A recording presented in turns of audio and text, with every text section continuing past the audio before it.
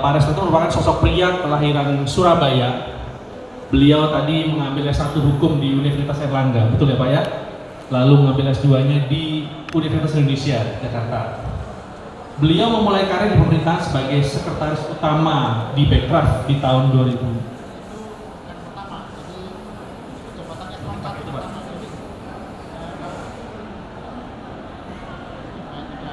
Tidak salah, iya. Karena sebetulnya panjang karir saya di pemerintahan sejak tahun 1999 gitu ya, Iya. Cuman mengawali karir di Departemen Keuangan, Kementerian Departemen Keuangan waktu itu, dan sekretaris utama itu jabatan eselon 1 saya pertama. Oke. Jadi sudah 5 tahun lah saya eselon 1 masih. Oh, jadi sudah sekitar tadi 25 tahun ya Pak berkarya di pemerintahan. Mari kita berikan tepuk tangan untuk Pak Resto. Oke, kita mulai Pak, pertanyaan pertama dari saya. Bagaimana Pak Resto melihat perkembangan industri kreatif Indonesia saat ini Pak? Yang enteng-enteng dulu Pak. Ya. Ya, langsung menjawab ya. Baik, terima kasih. Industri kreatif atau ekonomi kreatif ini sejak Presiden Pak Jokowi ini memang jadi satu semacam backbone gitu ya, karena melihat bahwa industri kreatif ini tumbuh sangat pesat dan tidak bisa kita tidak bisa mengignore ekonomi kreatif. Dan di ekonomi kreatif itu potensinya sangat besar, mulai dari yang 3 besar, kuliner, kria, kerajinan, bersama fashion gitu ya, terus juga dengan subsektor lain. Kita ada 17 subsektor dan salah satunya adalah komunikasi visual gitu ya. Sorry, ini sebelum ini gitu ya. Oh, sebelum ini. Jadi di sana. Oke. 17 subsektor dan ada film, musik, seni pertunjukan, kemudian desain, itu ada desain komunikasi visual, desain produk, desain mebel dan lain-lain, ada 17 subsektor. Nah, yang kami tayangkan ini karena kami singkat-singkat saja, jadi ini judulnya lebih ke ekonomi digital. Ekonomi digital itu masih banyak yang sangat terkait dengan aircraft gitu ya, ada dari sisi videonya juga, kemudian aplikasi, kemudian juga DKV, ini masih masuk ke dalam ekonomi digital. Dan kita tahu bersama pertumbuhan dalam 10 tahun terakhir ini luar biasa. Terlihat di situ ada di ekonomi digital itu kita udah punya 2 dekakorn dan 13 unicorn dengan populasi kita yang sangat besar, 275 juta pengguna internet itu 200 juta lebih orang, kemudian 370 pengguna gadget gitu ya. Jadi potensi ekonomi digital Indonesia ini luar biasa besar. Kalau kita nggak bisa kuasain sendiri, tentu negara lain juga ingin menguasai gitu, karena kita adalah market yang sangat potensial. Nah itu QRIS datanya seperti itu. Kemudian kita apa itu ya? Ini ekonomi investasi, nilai menjadi investasi gitu ya, 3 billion US dollar. Jadi gampangnya bahwa ekonomi digital kita luar biasa, potensinya sangat besar. Next slide, yang singkat aja. Nah, ekosistem ekonomi digital itu, ekonomi kreatif digital itu terdiri dari talenta, budaya, produk, kemudian pasar, kebijakan regulasi, dan infrastruktur gitu ya. Dan ini harus kita kerjakan bersama-sama. Dan tadi pertanyaannya bagaimana sih kondisi aircraft kita, dan ke depan masih akan sangat tinggi, baik itu potensi untuk mendongkrak pertumbuhan ekonomi Indonesia. Jadi kira-kira itu yang saya sampaikan, bahwa ke depan Indonesia tidak hanya jadi market tapi juga jadi leader dan sebagai produsen juga. Kira-kira demikian. Terima kasih. Oke, tadi kalau nggak salah Pak Resto sempat mengatakan bahwa ada 3 besar ya Pak ya, ada dari fashion, kuliner, dan kria. Seberapa besar sih Pak pertumbuhannya dibandingkan dengan pertumbuhan ekonomi Indonesia? Karena kan tadi Pak Jokowi sempat mendorong memang bahwa kita tuh ekonomi kreatif itu menjadi booster dalam pertumbuhan ekonomi. Nah, itu seberapa besar sih Pak sebenarnya? Jadi kalau dilihat dari 3 subsektor besar, kuliner, kria, dan fashion, ini sudah mencakup 70%. 70% dari total PDB aircraft yang diberikan kepada PDB. Maksudnya porsi PDB aircraft itu 70%-nya terdiri dari 3 subsektor tadi. Di luar subsektor kecil tadi yang notabene itu juga nggak bisa dipandang kecil, termasuk penerbitan, kemudian desain ini tadi, kemudian film, musik, dan itu bisa menjadi pendongkrak. Contoh DKV ini ya, DKV ini pasti related banget dengan printing gitu kan, karena seperti tadi disampaikan, kalau Mas Aji ini kemarin dapat menjadi atau terpilih, karyanya terpilih sebagai ikon keketuaan Indonesia di ASEAN, itu Bapak bisa bayangkan multiplier effect dari desain yang dibuat oleh Mas Aji ini seberapa besar. Bapak lihat di semua kementerian, semua lembaga, bahkan swasta itu pasti pakai logo itu. Demikian juga yang terakhir kemarin, kita buka IKN sama HUT RI. HUT RI itu baru di-launching 28 Juni. Bapak lihat tuh di seluruh Indonesia itu sampai pelosok-pelosok itu logo 78 itu dipakai di mana-mana. Itu dipakai di layout, dipakai di base, dipakai di mana, itu bisa bayangkan potensi atau nilai ekonomi dari printingnya berapa. Pasti jauh lebih besar daripada kami bayar Mas Aji gitu, karena selama ini yang gede-gede kayak ASEAN G20. Berarti sebenarnya kurang Mas Aji. Iya, termasuk HUT ya, HUT RI itu mulai tahun 71 tahun sampai 78 tahun itu kita lakukan bersama dengan ADGI. Jadi ini kami juga lagi memproses bagaimana desain itu juga diberikan penghargaan yang layak dibandingkan dengan orang cuma bikin logo. Sehingga ketika kita membuat satu konsep logo yang itu akan dipakai secara nasional dan secara masif, itu juga kita harus hargain beliau, dan beliau harus berkompetisi, tidak hanya aku kenal sama kuratornya udah kamu terpilih gitu. Enggak, saya mungkin bayar Mas Aji mungkin cuma beberapa puluh atau ratus juta, tapi bisa bayangkan duplikasi dari ekonomi itu triliun gitu kan, dan itu sangat related dengan printing gitu. Jadi ketika Bapak Ibu yang dari Astra ini bergabung dengan kami, kita kerjasama di AKI misalnya ya, itu kan bisa support printing ini sangat related dengan tadi produk-produk kuliner, produk fashion, untuk packagingnya, kemudian untuk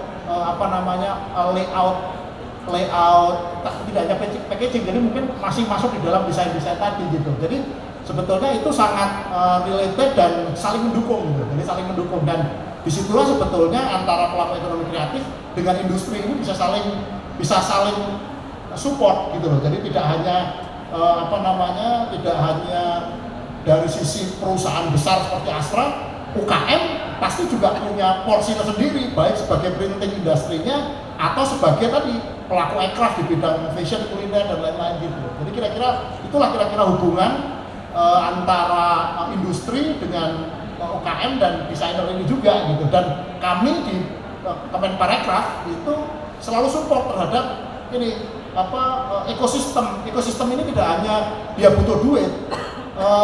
Tadi seperti saya bilang, dengan saya memberikan sosialisasi kepada teman-teman saya di kementerian lembaga, mereka jadi paham, nanti kalau saya mau bikin logo itu nggak cuman ini ada, tolong dong saya kasih 2 juta bikin logo, nggak kayak gitu, tapi bagaimana logo itu dibuat untuk satu tujuan tertentu.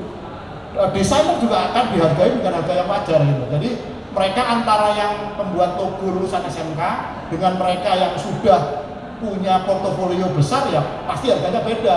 Kemampuan dia untuk mencetak atau memperbesar capacity manual tadi kan, itu tadi dicetaknya kan banyak tuh, tidak hanya di spanduk ya kan, tapi juga di base di mana-mana lah itu. Jadi itu kemampuan beliau untuk mencetak atau mengaplikasikan logo tersebut kepada media-media tersebut, itu juga harus dilihat juga. Anak SMK nggak mungkin dia mampu untuk membuat kayak gitu. Kayak itulah. Silakan saya kembalikan. Jadi sebenarnya terjadi ini ya Pak ya, dari Kemenparekraf itu membuat sinergitas antara sinergi antara Kemenparekraf dengan dari desainer maupun dengan pelaku industrinya sendiri ya. satu slide yang nomor ini coba saya bukain yang ini yang bawahnya coba next slide Next slide aja. Oh clicker ini sorry satu lagi nih. Ya ini, nah ini program-program kami yang untuk membangun ekosistem tadi gitu. Jadi ekosistemnya harus disiapkan. Tidak hanya butuh duit, mereka butuh tadi sosialisasi, mereka butuh panduan. Berapa sih tarifnya desainer itu layaknya berapa sih? Ya itu juga kita lakukan. Jadi ada Bapak Rekraf Developer Day, kemudian ada Bapak Rekraf Digital Entrepreneur, kemudian backup gitu ya, ada BBI Bangga Buatan Indonesia ini dari kami juga, sama e-katalog yang tadi saya sampaikan. Jadi desainer ini gimana supaya para desainer juga terdaftar di e-katalog. Ketika kementerian lembaga mau beli jasanya itu tinggal klik di e-katalog gitu, supaya mereka nggak harus bersaing dan berkompetisi melalui itu di tender gitu ya. Jadi itu lebih memudahkan kami. Pemeriksa juga akan lebih gampang ketika mereka terdaftar di e-katalog. Saya kembalikan. Tadi kan kita lebih banyak bicara sinergi antara Kemenparekraf dengan ADGI sebagai desainer ya. Bagaimana dengan korporasi, Pak? Kemenparekraf dengan korporasi? Gini, kami selalu berusaha menempatkan atau memberikan program itu sesuai dengan capacity. Jadi kalau dengan UKM ya kami berikan mentoring, kemudian pelatihan, kemudian tadi gimana supaya mereka business matching dengan lembaga bisnis keuangan. Tapi kalau yang dengan korporasi biasanya kita ini nih tandem nih, gimana supaya korporasi juga bisa memberikan satu CSR-nya misalnya, kemudian kolaborasi program. Jadi sama lah kita korporasi kan juga punya kewajiban untuk dikenal masyarakat dan juga untuk memberikan kontribusinya kepada mitra-mitranya gitu. Nah kita bisa dengan MOU kita bisa lakukan, nggak hanya dengan Astra, kita banyak perusahaan-perusahaan ini sekarang juga join program dengan kami di kementerian. Jadi saling mendukung lah, kira-kira saling mendukung. Ya. Dan ekosistemnya juga kita ini misalnya ada pameran di luar negeri yang bagus untuk penerbitan, kita kadang support. Dengan penerbitan misalnya itu kita IKP itu misalnya London Book Fair ini kan juga masuk ke printing juga kan. Nah itu masih korelate, kita bisa saling support lah kira-kira. Kolaborasi. Oke.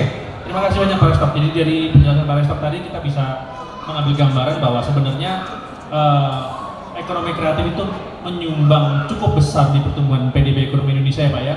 Tadi kita bisa lihat 3 sektor unggulannya di kuliner, kriya, dan fashion. Lalu juga Kemenparekraf berusaha membangun ekosistem, baik itu antara si pelaku industrinya, betul Pak ya, maupun dengan ADGI sebagai desainer dan korporasi. Oke, jadi tetap dikawal ekosistemnya, tetap dijalankan terus ya Pak ya. Oke, terima kasih Pak Restok. Sekarang saya coba ke Mas Aji. Ini slide-nya kakean ini. Oke, Mas Aji. Ya. Yang ini cukup menarik kalau Mas Haji ini sebagai, saya akan coba perkenalkan dulu dari Mas Haji. Saya panggilnya Mas aja ya, karena kita kan masih seumuran, jadi saya nggak enak kalau Bapak. Jadi Mas Haji ini kelahiran Surabaya, betul ya Mas Haji ya? Beliau merupakan seorang profesional desainer sekaligus co-founder Akronim. Jadi karya desainnya itu berfokus pada bidang branding, visual identity, dan salah satu karyanya yaitu logo keketuaan ASEAN 2023 digunakan di ini ya Mas ya, nasional ya. Ya. Mari kita berikan tepuk tangan untuk Mas Aji. Nah, Mas Aji, tadi kita sudah mendengarkan Pak Restok mengenai kolaborasi antara pemerintahan dengan ADGI. Tapi saya ingin, pertanyaan awal saya begini,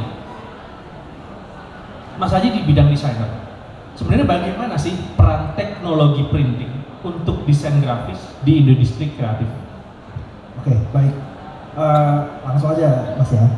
Kalau peran teknologi printing di industri desain grafis itu ya secara nyata sangat penting sih. Jadi misal kita saya pelaku industri ya, sebagai desainer, ketika membutuhkan sebuah eksplorasi atau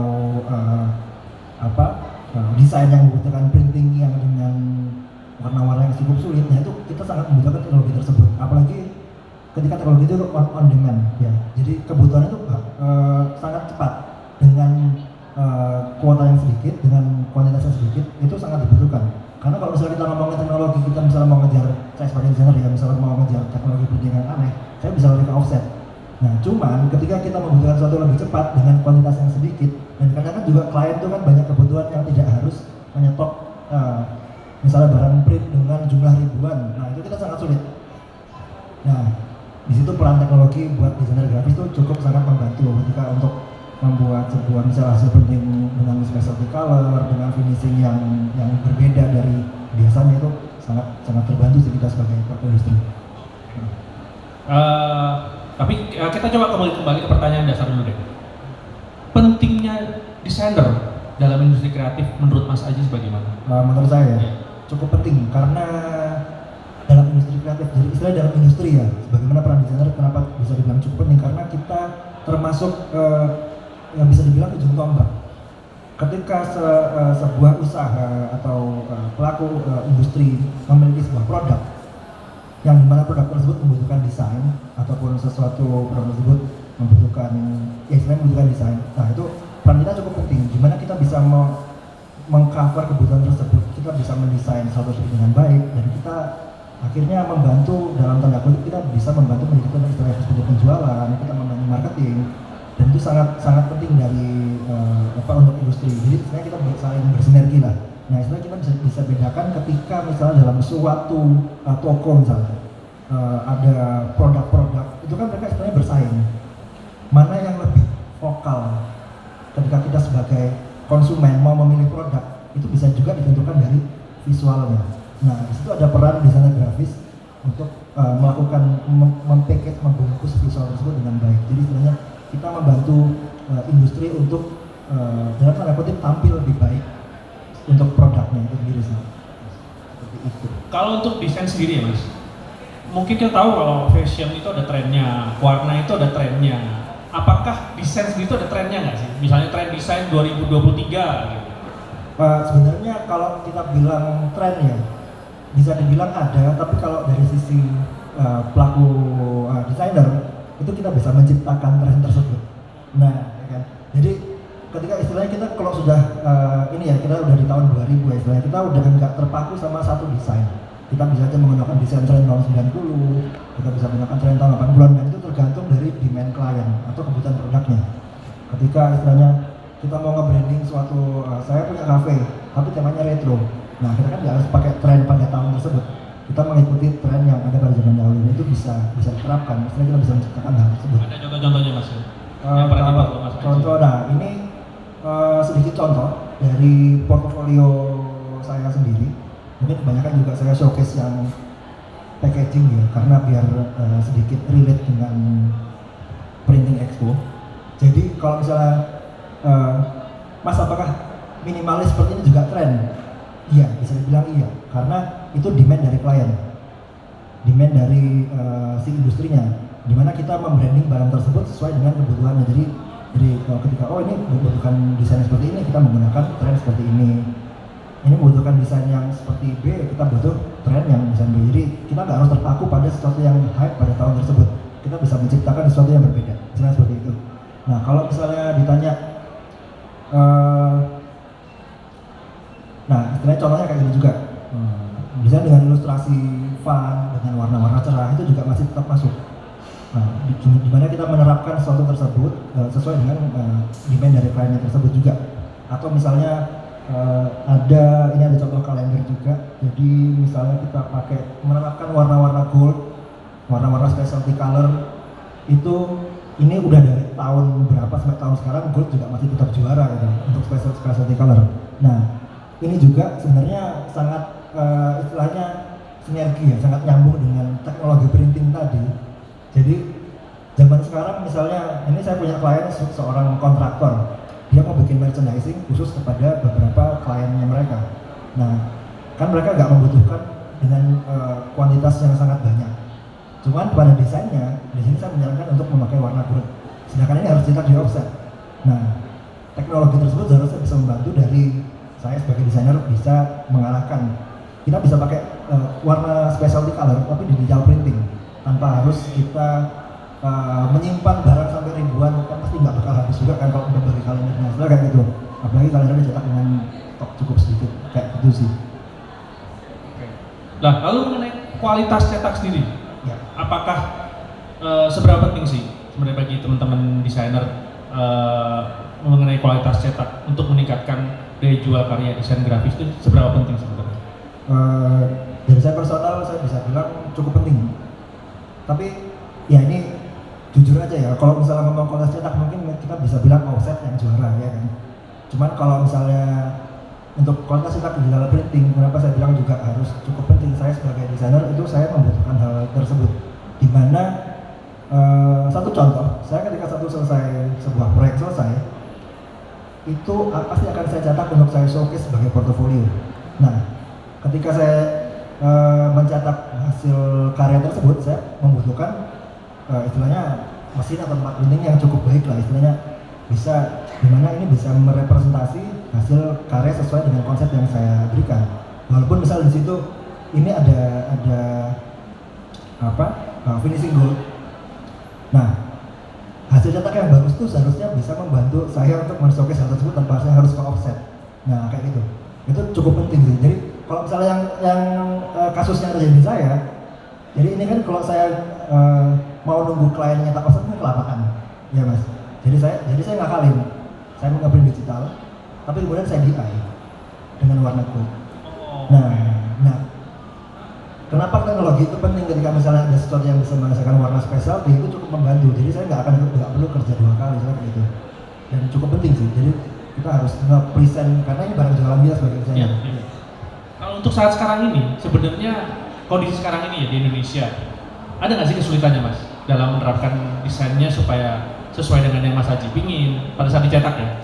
Ada nggak sih kesulitannya dalam menerapkan desain untuk dicetak? Kalau kesulitan sih, jadi kendala yang sering dihadapin kalau saat melakukan proses cetak biasanya? Kendalanya lebih ke hasil seperti kayak finishing ataupun specialty color, karena ketika itu hanya dalam kuantitas sedikit akan tinggi ya? Iya, akan tinggi secara cost-nya, betul? Okay. Dan kebutuhan specialty color-nya akan terus ada karena itu akan menambah added value-nya ke desainnya Mas Haji ya, pada saat dicetak, betul ya? Iya, benar. Oke, terima kasih banyak Mas Haji. Jadi kalau tadi Mas Haji mengatakan bahwa sangat penting desainer dalam proses industri kreatif dan sangat penting juga bagaimana seorang desainer mengaplikasikan hasil karyanya untuk dicetak, karena saat ini masih sangat kesulitan dalam hal mengaplikasikannya, terutama untuk warna-warna spesial yang dibutuhkan oleh para desainer. Betul ya? Nah. Oke, terima kasih banyak Mas Haji. Sama-sama.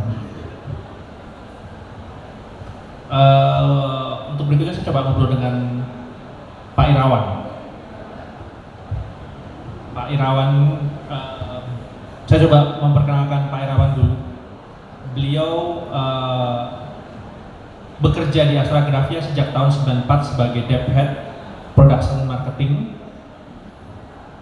29 tahun pengalaman dan kecintaannya dengan teknologi digital printing dan teknologi mesin printer skala produksi membawanya berkarir bersama prinsipal kami, Fujifilm Business Innovation, sebagai Senior Manager Market Development and Communication hingga saat ini di Singapura ya Pak. Dengan pengalamannya tersebut, Pak Irawan fokus pada bidang Astra Grafia, desktop management dan fokus pada bidang Astra Grafia DCS ya Pak, yang portfolio Graphic Communication System. Pak Irawan ini lahir di Solo. Lahir di Cilacap, besar di Solo, tapi saat ini bertempat tinggal di Singapura. Tapi jangan khawatir karena logat Solonya masih ada, tidak ikut hilang. Kita berikan tepuk tangan untuk Pak Irawan. Pak Irawan, kalau kita bicara Indonesia Pak Irawan, bagaimana Pak Irawan melihat perkembangan industri kreatif saat ini? Ya, tadi mungkin yang coba nyambung dengan penjelasan dari Pak Aristok ya, karena industri kreatif ini sangat jadi salah satu fokus ya Pak ya dari pemerintahan saat ini, dan ternyata industri kreatif itu sangat besar kan gitu. Nah, kalau kita melihatnya kan dari Fujifilm bisnis Asia Pasifik, kita melihat tadi Pak Aristok bilang ekosistem ya, jadi sebenarnya kita lihat juga secara ekosistem kan, karena kita hanya sebagai vendor provide printer itu hanya output kan, padahal sebenarnya output itu kan mungkin hanya salah satu dari strategi marketing atau communication marketing secara keseluruhan, dan ini yang sebenarnya dikembangkan oleh teman-teman desainer kan, dan desainer pun kan sebenarnya juga mencoba akomodasi kebutuhan yang dilakukan oleh korporasi kan, jadi korporasi tergantung kebutuhannya seperti apa. Jadi saya mungkin coba ambil contoh industri kuliner ya, sekarang begitu banyak, nggak cuma di Indonesia ya, tapi di luar negeri pun kita juga melihat begitu banyak, mereka bilang private label, jadi industri mungkin UMKM lah ya, hanya cuma punya 1-2 restoran tapi mereka perlu branding. Nah, karena perlu branding dan brandingnya juga mau premium, nggak kalah dengan perusahaan-perusahaan besar. Nah, ini kan perlu didukung secara ekosistem kan. Jadi ada desainer yang berperan, ada printer yang mendukung untuk melakukan itu. Nah, dengan cara seperti itu berarti kita dari secara teknologi kita akan memikirkan bagaimana membantu para desainer untuk memproduksi secara tentunya produktif dan kreatif, kemudian secara printer juga bagaimana bisa mendukung para desainer untuk melakukan itu. Kira-kira seperti itu. Oke, terima kasih Pak Irawan. Kalau kita bicara Fujifilm Pak Irawan, kita kan baru saja meluncing produk terbaru kita yaitu Reforia Press Series, ada dari 1100, 180 dan 170. Nah, fitur dan teknologi apa sih dari mesin yang baru saja kita luncurkan untuk menjawab kebutuhan dari pelaku industri kreatif yang tadi Pak Irawan sudah jelaskan? Ini saya cuma ambil beberapa contoh ya, sebenarnya banyak, tapi karena waktu saya cuma ambil beberapa contoh. Yang pertama, ini photo quality optimization. Ngeprint itu biasanya cepat, tinggal pencet tombol, keluar printer, tapi yang lama biasanya didesain ya. Perlu di-retouch, fotonya perlu diedit dan sebagainya. Nah, sekarang kan Fujifilm Business Innovation kan bagian dari Fujifilm. Kita memanfaatkan teknologi yang sebenarnya ada dari Fujifilm Photo Imaging yang sudah dipakai di Fujifilm kamera di mesin-mesin kita.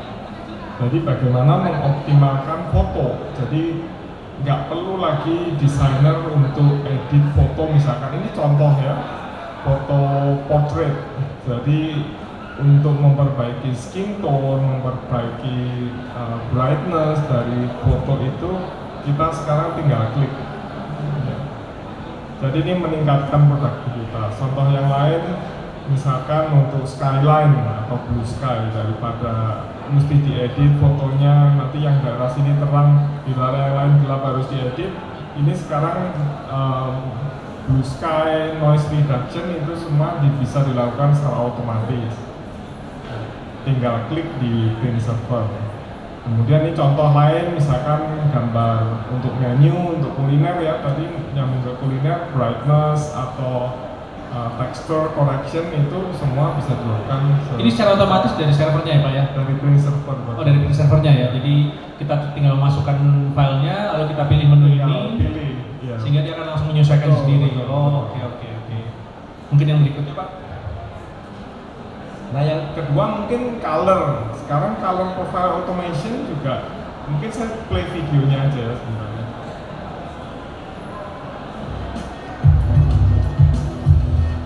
Kesulitan yang paling besar biasanya kan kita desain warnanya apa, waktu di print keluarnya apa ya Mas?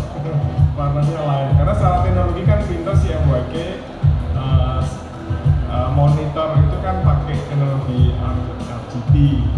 Jadi kita pakai color profile maker display ini tujuannya untuk satu, jadi kita kalibrasi antara monitor dan printer. Saya cuma mau ngomong, terang-terangnya nggak jelas. Baru saya jauh-jauhnya sana sini bilang anak kecil di bawah 15 tahun nggak boleh masuk. Oh, bukan, tolong ke organizer aja Pak. Lalu mau ngomong ke siapa? Saya sudah tanya, profesor dari bawah. Saya kan tanggung jawab kalau dia rusak mana lagi. Iya, penting kan itu.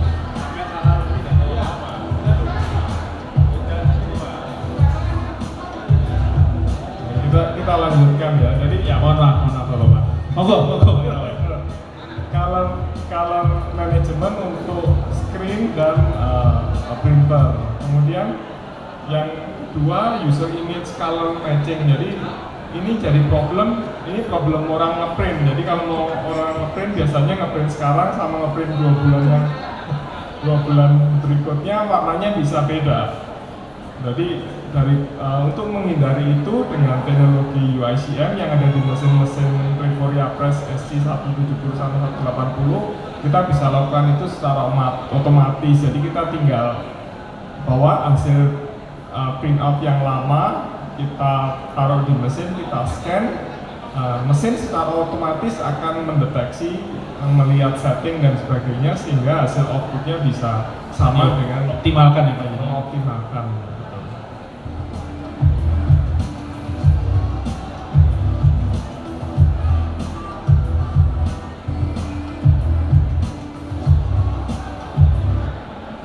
Nah, mungkin itu dulu ya.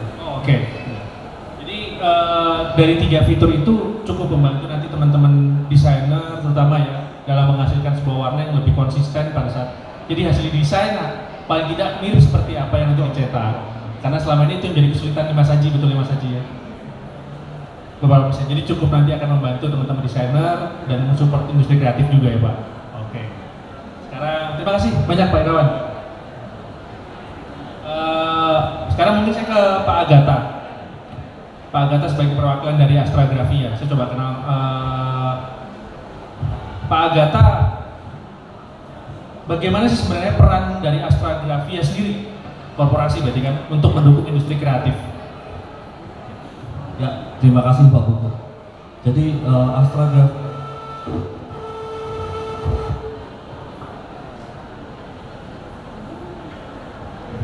Astra Grafia sendiri kan yang kita bergerak di bidang printing sama digital services ya Pak Buku ya. Jadi untuk mendukung industri kreatif tentu kita tidak bisa berjalan sendiri.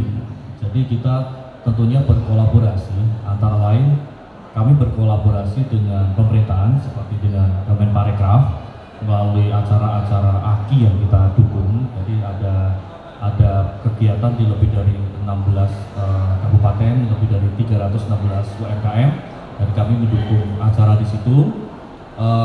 Terus kita juga berkolaborasi juga dengan asosiasi seperti asosiasi desain, asosiasi printing, asosiasi percetakan, sehingga ekosistem itu bisa terbentuk Pak Hugo. Itu sih Pak Hugo. Oke. Kalau tadi kita bicara peran Astra Grafia, saya harus konfirmasi ke Pak Restok. Betul ya Pak Restok ya? Astra Grafia ikut dalam AKI. Iya, dan kita saling kolaborasi gitu. Oh, terus kolaborasi ya? Kami kementerian untuk fasilitasi terhadap pelaku, kemudian pelaku itu kan bisa desain, bisa ke UMKM, tadi yang UMKM gitu kan, termasuk pelaku juga. Nah, kolaborasi juga dengan Astra Grafia, karena beliau atau teman-teman di Astra punya produk yang mungkin juga itu nanti bisa jualan juga, tapi juga bisa support gitu. Jadi kalau tidak ditunjukkan dulu hasilnya kan mana orang tahu gitu kan. Jadi kolaborasi lah dengan program kita, bisa saling mendukung. Ya, terima kasih. Tadi kan kita bicara ke Pak Agatha kembali ya. Tadi kita bicara Astra Grafia mendukung industri kreatif. Nah tadi Pak Irawan sudah menjelaskan mengenai produk The New Triforia Press Series. Nah, bagaimana strategi Astra Grafia sendiri melalui produk terbaru yang baru kita launching ini untuk mendukung industri kreatif? Jadi melalui produk itu bagaimana strateginya? Ya, kalau kita melalui produknya, kita tidak hanya berbicara tentang produk atau teknologi ya Pak Buku ya, tapi kita juga harus berbicara mengenai bagaimana people-nya gitu kan. Artinya dengan produk itu Dari sisi people itu bagaimana kita bisa membantu teman-teman di UMKM khususnya untuk meningkatkan aplikasi-aplikasi di industri kreatif. Misalnya kita dengan mengadakan training atau pelatihan maupun dengan workshop-workshop gitu Pak Putu. Dan dari sisi teknologi pun, dari teknologi kita sudah jelas bahwa kita membawa teknologi yang terbaik dan dengan investasi yang kompetitif gitu kan, jadi bisa mendukung pengembangan dari industri kreatif itu sendiri. Ya, terima kasih banyak Pak Agatha. Jadi tadi kita sudah mendengarkan keempat pembicara mencoba memaparkan bagaimana peran dari masing-masing ekosistem yang dari mulai dari Kemenparekraf, dari desainer, dari prinsipal community film sampai aspek grafia. Nah, karena sudah mendekati jam 3, mungkin kita akan tutup saja ya. Betul ya panitia ya? Oke, tapi sebelum saya tutup, saya ingin meminta kesimpulan dari atau kata-kata penutup dari masing-masing pembicara. Kita mulai dari Pak Restok dulu Pak, silahkan. Singkat, kami di pemerintah, di kementerian tentu punya tugas dan fungsi, dan kami akan berusaha mengoptimalkan tugas dan fungsi kami untuk melayani atau memfasilitasi pelaku ekraf dan juga UMKM tadi yang termasuk dalam pelaku ekraf, dan kami berharap itu ada kolaborasi antara kami pemerintah dengan desainer, kemudian dengan industri juga untuk bisa memajukan ekonomi nasional. Terima kasih. Terima kasih Pak Restok. Dari Mas Aji. Kalau dari statement dari saya sebagai desainer, bahwa pentingnya sebuah teknologi itu sangat-sangat bisa men-enhance kami sebagai pelaku usaha.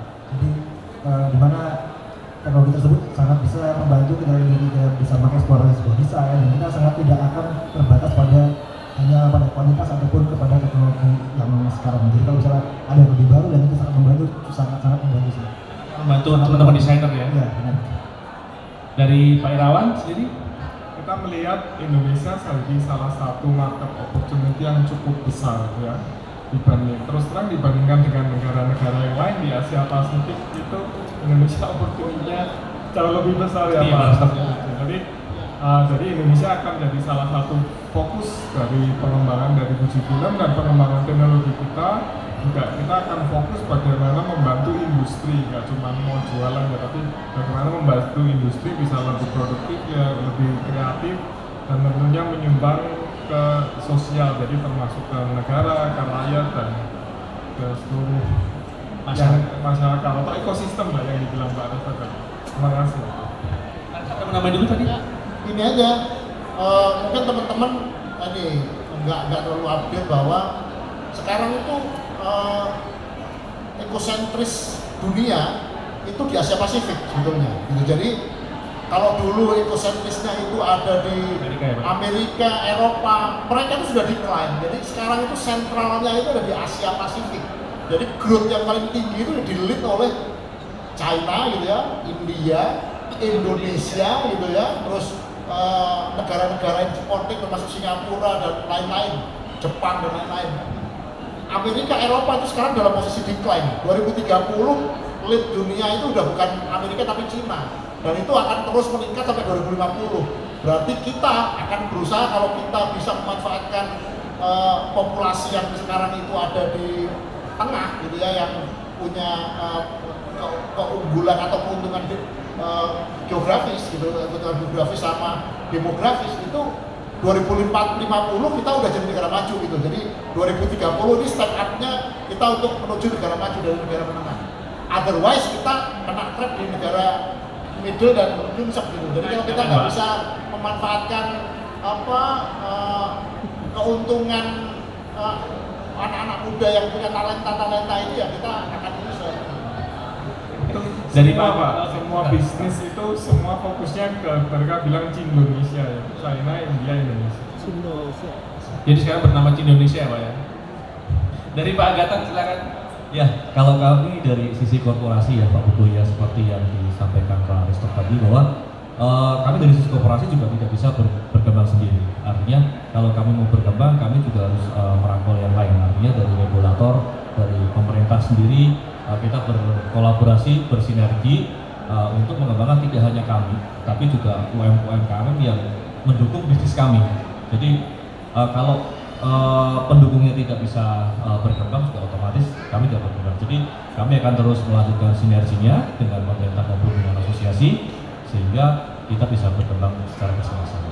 Oke, jadi kalau kita bisa tarik kesimpulannya bahwa kita harus tetap mempertahankan atau terus mengelaborate peran kita masing-masing sehingga tetap menjadi satu ekosistem yang sangat baik, sehingga tetap menjadi penyokong pertumbuhan ekonomi di Indonesia ya Pak ya, sehingga tetap nanti menjadi Indonesia atau bahkan hanya Indonesia saja.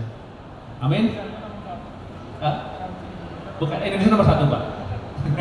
Mungkin itu terima kasih banyak para pembicara, Pak Resto Krisna Kusuma terima kasih, Pak Aji Hardarto terima kasih, Pak Irawan Prasetyo dan Mas Agatha terima kasih. Sebelum saya tutup kita berfoto dulu mungkin ya. Di mana panitia? Berdiri duduk.